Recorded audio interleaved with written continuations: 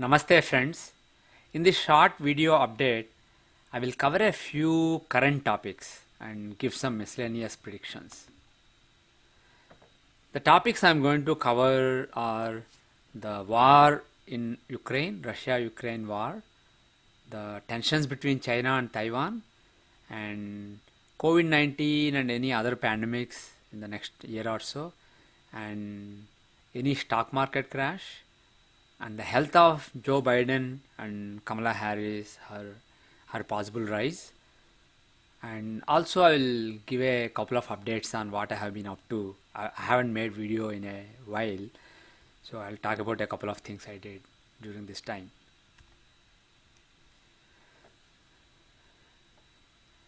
So as far as the Russia-Ukraine war is concerned, I was hoping for some improvement from April and also some possibility of peace in the May-June time frame. In April, there was some improvement. Basically, Russia decided to leave the western Ukraine, so there is some return of normalcy in the western Ukraine, Kyiv and other places. But the eastern Ukraine is still burning. There is terrible suffering there in the eastern Ukraine and also the southeastern part of the Ukraine. And the window of opportunity for peace that I imagine in the May to June time frame, I'm afraid it has nearly crossed and we don't have any hope. So looking at the current situation and looking at the future, I honestly don't have a hope of peace till early 2023 when Saturn will change sign, go from Capricorn to Aquarius in January 2023. After that there is some chance, but still he will be very close to Ukraine's natal moon. So until he is away by 5-6 degrees, which will happen only in the spring of 2023. So until early spring of 2023, the chance is really very small, and definitely till the end of this year, the chance is very small. So I'm hopeful only in the 2023 time period, especially the spring of 2023. And as I mentioned in the past, I don't really expect Russian economy to struggle that much. They will bounce back with new alliances, buyers for the oil, there'll be new buyers, and there'll be new equations, basically geopolitical as well as trade equations, and their economy will do just fine. Basically the western sanctions on Russia will not be effective in my opinion, and Russia will continue to be belligerent, and some other countries in that region will have to be careful, not in the short term but over the next decade. Some other countries may have to be careful. In general, Russia will be belligerent, but Russia will struggle in my opinion when they have Ashtamaseni in 2025 to 2027 time period. That is a problematic period for Russia. And as far as China-Taiwan tensions are concerned, I mentioned earlier in my New Year video, Lunar New Year video, that July end and August time frame is not good for Taiwan, and that is true. There is a Mars-Rahu conjunction happening very close to the natal Moon-Saturn combination in Taiwan's chart. So this is a really problematic time. And in the recent times, we have seen some ratcheting up of tensions between China and Taiwan, and China declaring that the Taiwan Strait is not international waters and other countries cannot go through it. So there is some ratcheting of tensions, but I am afraid this time period may see some new aggressive event. But I am even more concerned than the July-August time frame. I am really concerned about the total lunar eclipse of November 8th. It is really ominous for Taiwan. At the time of this eclipse, Sun, Moon, Rahu and Ketu will be extremely close to the natal Moon-Saturn combination in China, in Taiwan's chart, within a degree and a half or so. So that is really problematic. So I'm afraid in the second half of this year, there will be more events in the China-Taiwan region. There may be some aggression, especially in the November time period, that will be really concerning to the world.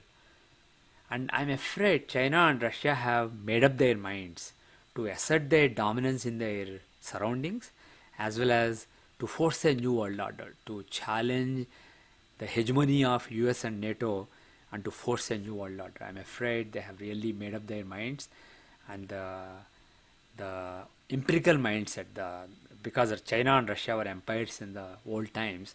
So that mindset, I'm afraid, is returning. And the times right now, this decade is very conducive for that, unfortunately. And just one, I talked about it in the past also, but just to reassert, because some people are concerned when there are small waves in different parts of the world. I expect COVID-19 to be an endemic now going forward, like cold and flu. In my assessment, astrologically, COVID-19 pandemic has lost its fangs. It's not as dangerous and deadly as it was at the time of the Delta, for example. So I don't, and also going forward, I don't expect any new variants that are severe and deadly like the Delta variant to come up. The world has been taken over by some variants which are highly transmissible but not as deadly. So I think that world will sooner or later recognize this as an endemic like cold and flu and learn to live with it instead of trying to quarantine everybody when there is a small wave or some COVID-19 cases. I think world will learn to live with it going forward. I think the worst is over. Instead of being a pandemic, it will be an endemic going forward from this July onwards. And also there is some news about a monkeypox cases in Africa, UK, etc. And some people are really worried that it may become the new COVID-19. And in my assessment, I don't expect. I think the period of a terrible pandemic that really grinds the world to halt, I think that's over. That was basically till mid this year, from late 2019 to mid this year. I think that period is gone. So I don't really expect monkeypox to turn as serious as COVID-19 was. So I will not be worried about it. And because the stock market is really struggling for the last month or month and a half, some people ask me, is there a huge stock market crash, depression, recession, etc. in store? In the long term, people who followed me for a long time know that in the long term, I'm not really bullish on the world economy and stock market. I expect a major upheaval within this decade or closer to the end of this decade, a major upheaval that changes the way we do business, that changes the way world economy runs. But in the short term, in the coming few months or a year, I expect recovery from the current downturn. In other words, this downturn that we are seeing, that we are in the middle of, in my assessment, it is temporary. It is not a long-term or permanent thing. This will be recovered very quickly. Within the next few weeks or next couple of months, there will be recovery from it. Overall, in the next 1 year, there will be ups and downs because there will be a lot of geopolitical shocks in this time period. But with every down, it will basically, there will be some recovery. So it will be ups and downs rather than just keep going down. So I do expect that in the coming 1 year, stock market and overall world economy can withstand the geopolitical shocks and survive this. And the last thing I want to talk about is Joe Biden's health and Kamala Harris. There is an eclipse, a total lunar eclipse on November 8th. It is really terrible for Joe Biden. Sun, Moon, Rahu and Ketu touch the natal Lagna Lord Mars in Joe Biden's chart. And that can be really problematic for him in terms of health, in terms of overall well-being, etc. So this is a bad time. And also there is an eclipse 2 weeks before, a partial solar eclipse on October 25. That is also bad for him. At that time, Sun and Moon touch the natal Moon very closely. So there are 2 consecutive eclipses that are bad for him, particularly the November 8th eclipse on the day of US elections, US midterm elections for the House and Senate. That day is really terrible for Joe Biden. So, of course, eclipses don't give result on the same day. It may be a few weeks before or after. But overall, I expect that there will be some setbacks for US President Joe Biden in the coming months towards the end of this year and early 2023. And also the annual chart of Vice President Kamala Harris for 2022 to 23 is showing some chance of increased influence, increased power, etc. So either officially or unofficially, Joe Biden may have to take backseat because of some health issues which may or may not be made public immediately, and Kamala Harris may have increased responsibilities from the end of this year or the beginning of next year. And what I have been up to, there have been a few events that I was part of on June 11 and 12 at Arsha Gurukulam in Sailorsburg, Pennsylvania, which was established by Swami Dayananda Saraswati. I took part in an event called Jyotish Kumbh Mela. I taught two topics on June 11 and June 12, a Saturday and a Sunday. I taught mundane astrology on June 11. What is the rationale behind making predictions for countries and groups of people? What are the charts we use and what is the rationale? So I explained mundane astrology with a lot of examples. And on June 12, I taught a chart called Kavedamsa chart, also known as Chatvarimshamsa chart, which is arrived at by dividing each Rasi into 40 parts. And this is a very important topic for those who are really serious about the technical aspects of astrology. So I will try to cover it soon in a separate video. And also people who can go to jyotish.com, the website of the people who conducted this Jyotish Kumbh Mela, and these videos will be available there. But unlike my YouTube channel, I believe they are slightly commercial. They try to, because they need to cover their cards. So I think there is some chart. But as far as Kavedamsa is concerned, I'll try to make a separate video soon. And the last but not least, I actually mentioned it in my last video that there was going to be a workshop in Washington DC. So there was a Homa Havan workshop on April 30 and May 1st, and people attended from all over US, various states, and there were people even from Canada, West Indies and Singapore. And Swami Sadasivam, the head priest of Kalikambal temple, who's the force behind our Homa movement, he was there. He's in Monovratam for the last 6.5 years or so. So he did not speak, but he would communicate by writing. But his presence was really divine and energetic. So he was there. And in the workshop, I explained the importance of Homa and gave a background of what the Homa process is, what are the steps, and also the hidden significance of key steps in the Homa. I explained everything in detail, answered various questions people may have had.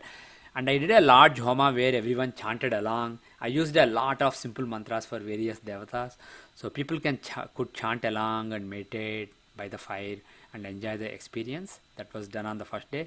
On the second day, everybody actually did a Homa, separate Homa in their own Homakundas. And we did 3 Homas. First one was a mock Homa where you're pretending to do Homa, but you're not really doing a Homa. So you become familiar with the procedure, the technicalities and the chantings, etc.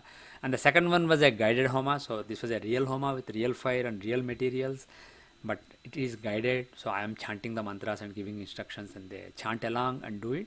And the third one is totally independent. So they do everything on their own, as if they are doing it at home. So after this, people were confident, and several people told me that they started doing it on a daily or weekly basis at their home. So I have a picture and a couple of clips from this event. So please enjoy them.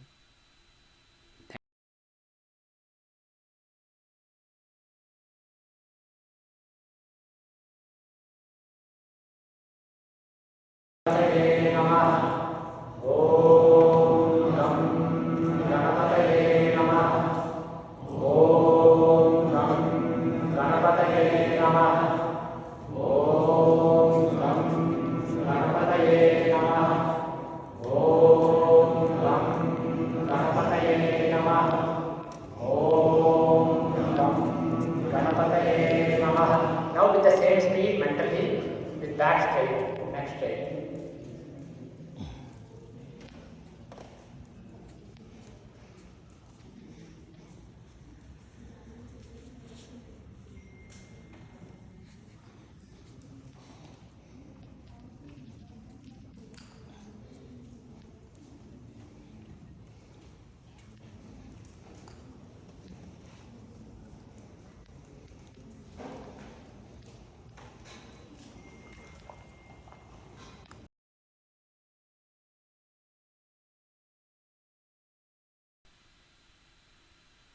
Now let us go through the technical analysis. And those who are not interested in technical aspects of astrology can drop off now. Thank you. So we'll start off with the chart of Ukraine. Moon is at 29 degree 45 minutes in Capricorn, at the fag end of Capricorn, And we saw earlier that they are running 7.5 years of Saturn. So they have Cenipeda, and when the war started on February 24, Saturn is around 25.5 degree in Capricorn, so he's basically within 4.5 degrees, so within 5 degrees basically. So his impact on the natal moon becomes larger, so they started really experiencing the Saturn Badha, Cenipeda, and later on April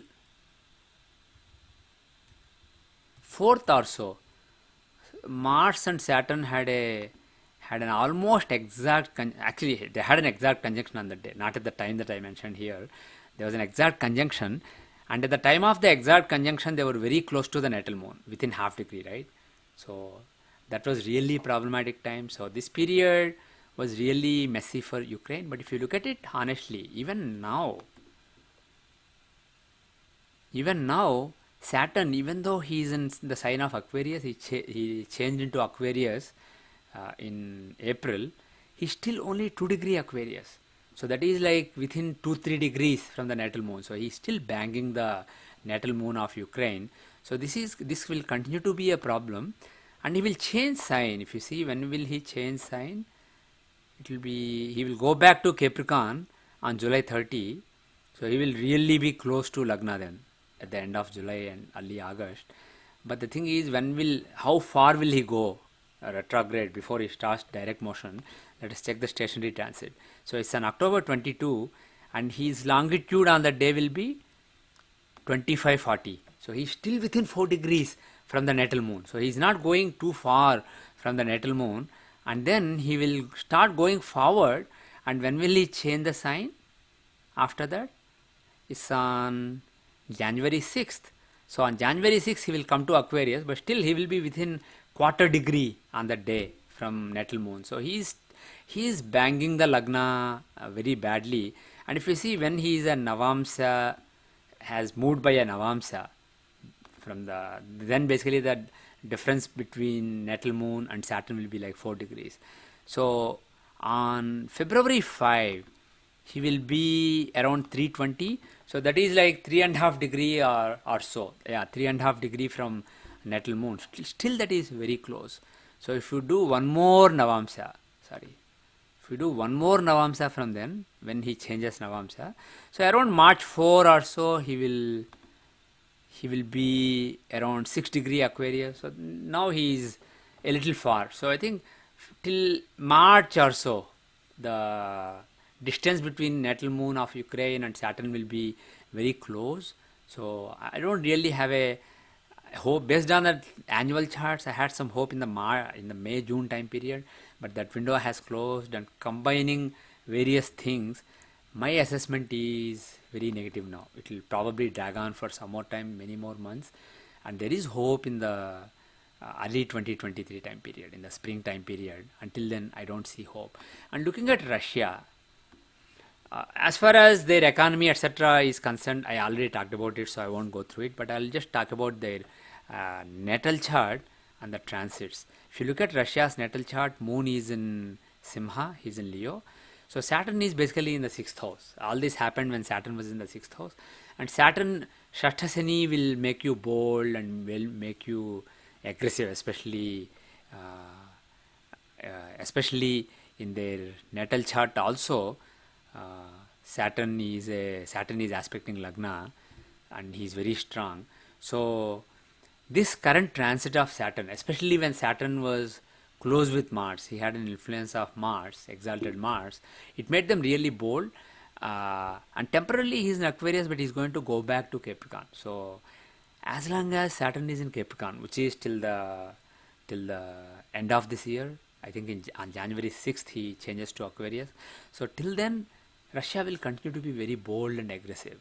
So after Saturn moves to Aquarius, and he has gone a little further in Aquarius, there is some hope that Russia may let go of that aggression and be willing to make a deal. And when in 2025-2027 period, let's see when Saturn changes sign again. Rashi after. did I do? Oh, not in the natal chart. Go to the current chart. So when will he change sign? On July 30, Jan 6. Okay, the next one is of interest. So March 20, 2025, he will go into Pisces. That will be Ashtamasani for Russia.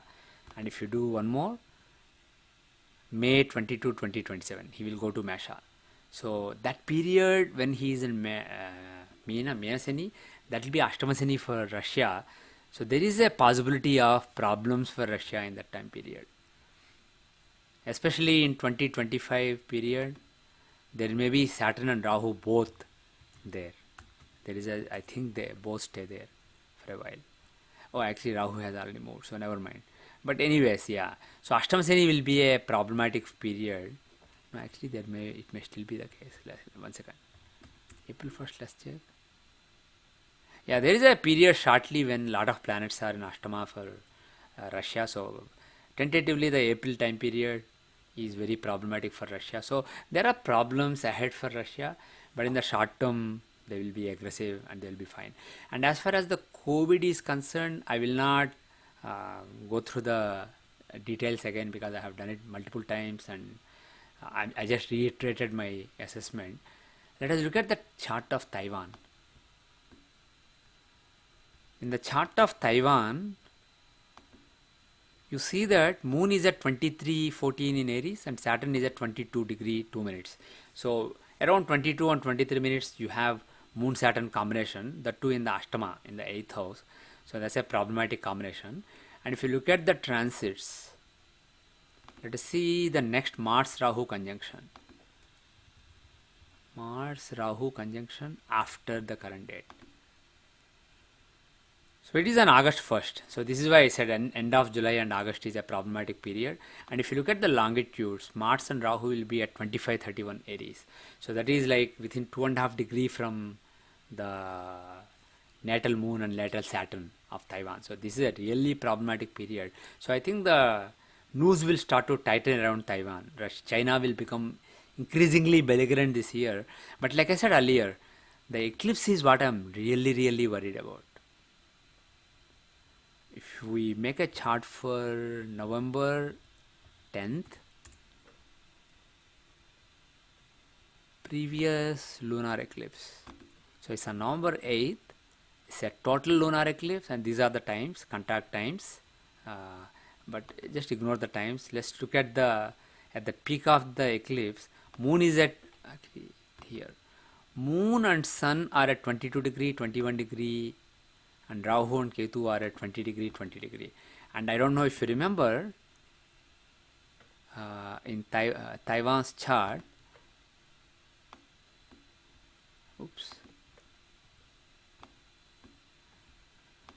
In Taiwan's chart, Moon and Saturn are at 23 degree and 22 degree. So there is the luminaries as well as the nodes are going to bang Moon Saturn combination in the 8th house. So that's really a problematic period. So that's something to be really concerned about. And also in the natal chart, Rahu and Ketu are at 7 degree Aries, right? And let's go back to the eclipse. November 10th. Instead of the lunar eclipse, let's look at the solar eclipse of October 25. Previous global solar eclipse.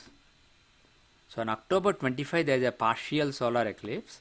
So at the time of that eclipse, Sun and Moon are around 8 degree or 7 degree, 854 Libra, 754 Libra. So that is basically they are aspecting Rahu and Ketu. So there is a contact between Sun and Moon of the eclipse chart with the Sun, with the Rahu and Ketu of the natal chart. So this is also interesting, but October, compared to the October 25 one, November 8th one is even more interesting. That is very dangerous. So that is why I'm really concerned about the November time period. I think around the US election time, US may be busy, so China may do something aggressive. I'm not sure exactly what the thinking will be, but July-August time period and November time period are really worrisome periods for the China-Taiwan situation.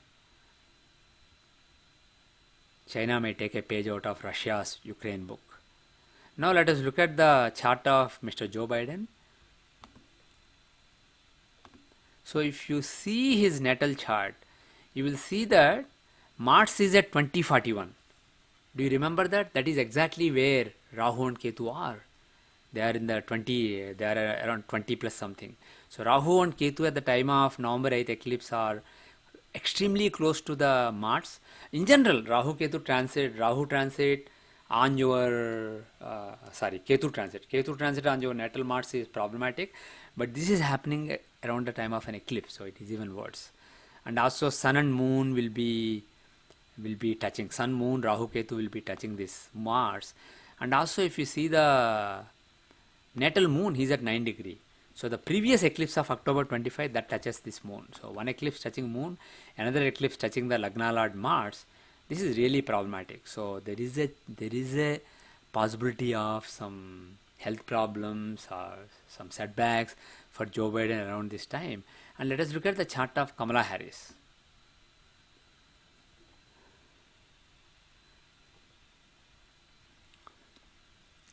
By the way, if you look at the chart of Kamala Harris, her natal Lagna Lord Mercury is also impacted, but instead of Rahu Ketu, he is impacted by luminaries at the time of the first eclipse.